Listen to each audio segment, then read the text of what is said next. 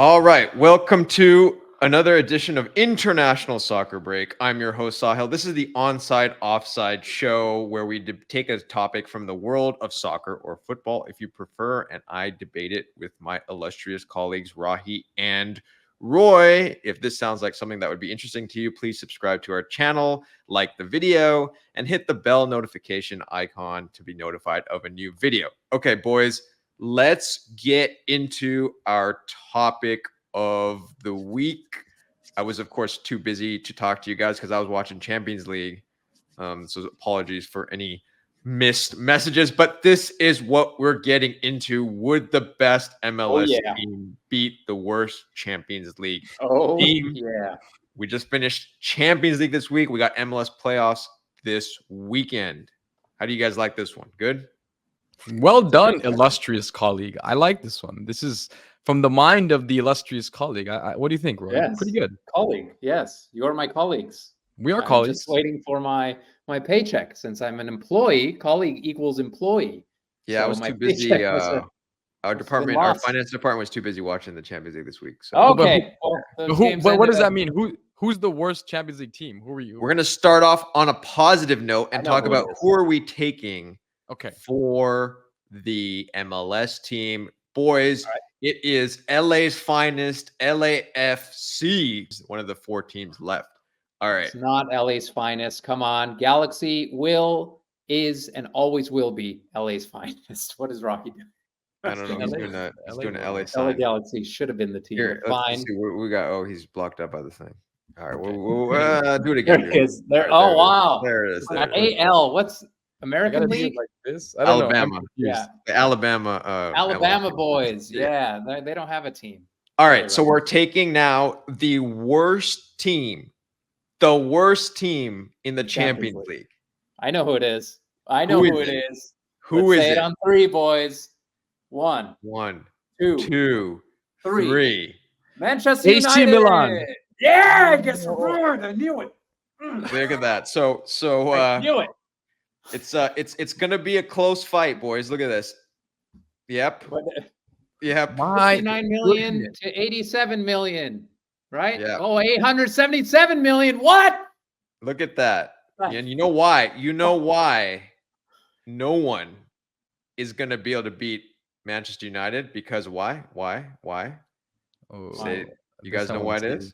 Because no one is getting past my man. My man, right? My here. MVP, best defender in Europe, the English Aaron Long. I love this guy. That's actually a great comparison. Isn't it? That's really fantastic. Yeah, he kind of looks like him too. He is the English Aaron Long. That's actually perfect. Yeah. All right. No, and that's why LAFC is better. Aaron Long's on the bench for LAFC. That's why LAFC is better than Manchester United. In all seriousness, no. We're gonna compare them to a different team who's actually the worst team in the Champions League, and that, of course, is a team that has racked up a total of 0 points in the Champions League so far. Royal Antwerp. So, boys, let's get into it. Let's start off talking about, you see the differentiation here between the amounts here. So what we got? Wild. Isn't that shocking? That is surprising. That's really surprising. Royal Antwerp of the Jupiler Pro League. Maybe it's Jupiler.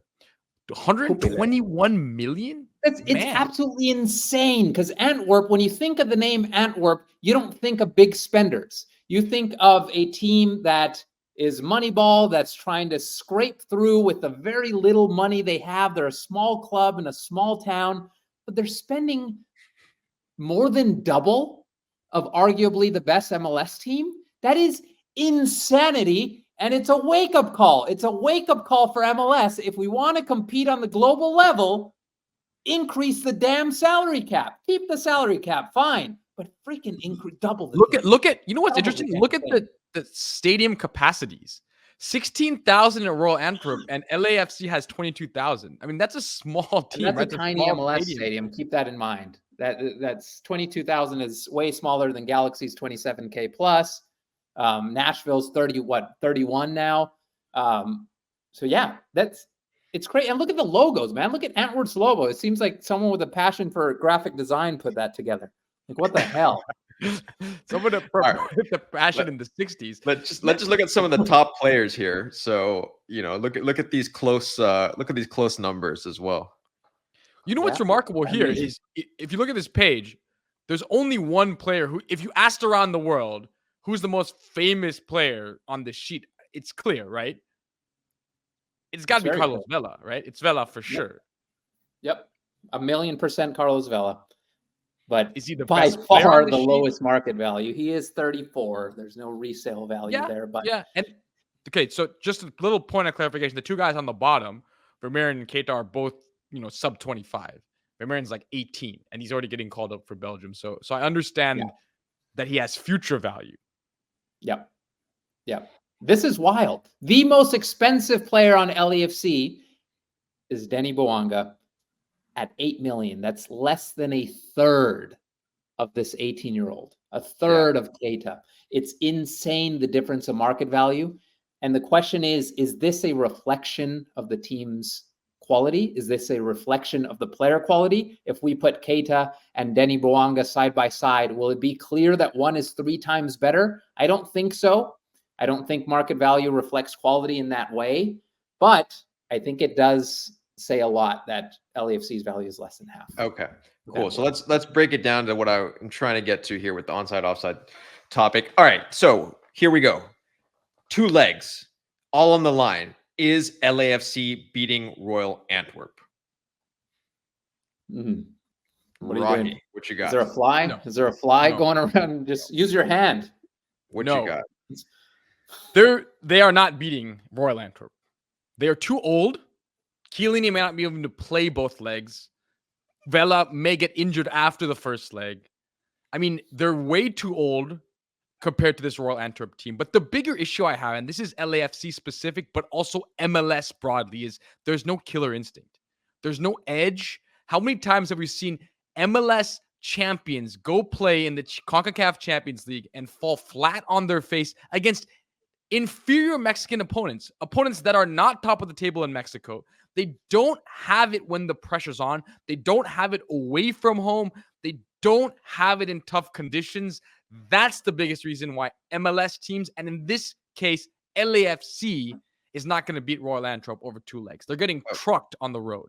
Trucked? Okay. You're offside. Rahi's offside. I am Roy. offside.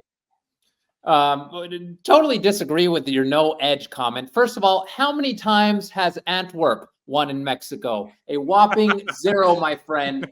So put that in your cup and drink it. All right. So that's number 1. Number 2, if you would have asked this question maybe 2 years ago, from what I have seen, Mr. Overmars, you all remember Overmars, Dutch legend? He is Overmars, yes. Yep. He's a sporting director, controversial sporting director of Antwerp, and he made some massive moves over the past year. He brought in Vincent Janssen. He brought in the famous Mr. Toby Alderweireld. So the team is much better now than it was a couple years ago. There's a lot of spending going on. So I'm going to say with this question, oh man, I think just because of the MLS salary cap, not fault of LAFC, because of the MLS salary cap, because of the restrictions, because of the fact we can't buy more young, high-quality players, there are limitations to what LAFC can do on a global scale. And I think that limitation is beating a team like Antwerp in this case. So I'm going to say no, LAFC would not beat them. I don't think they're going to get embarrassed. But I think over the next 3-4 years, if the rules continue to change, Messi has a bigger impact than we think on the rules. All right, you offside or onside? This is like I just told you, man. So many excuses. He has disclaimers. And you guys are both non-believers because I am going with onside. I think LAFC gets it done. I have pride and faith that they're going to go 0-0 away, maybe 1-1 at home. We go to penalties. Maxime Croupeau, backup Canadian goalie, makes some great saves, and boom, we get through. I'm an LA believer. Wow, so you are. I say they get through. I will say, Mark Overmars, who you brought up, also made a clerical error, leaving Sam Vines off the Champions League roster. That's why they're last, by the way, because Sam Vines was left off the Champions League roster accidentally. Complete They didn't write his name down. discrimination, hates Americans. Thus, I will never be a fan. Will never be a fan. You guys Can you are imagine if they had non-believers. Sam Vines, Non-believers. what they would have done in the Champions League? They would have won. Can you 3 goals imagine, per game. man? Yeah, They would have been like Running top of the circles. group. Top 0 of the points to, and tons. But Yep. all right.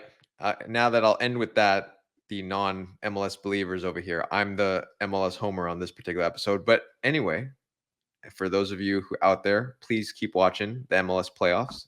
They're still going. And obviously, I know everyone here will watch, everyone in the world will watch the Champions League next round. So I don't need to promote that. But as we always say on this show, keep watching the beautiful game.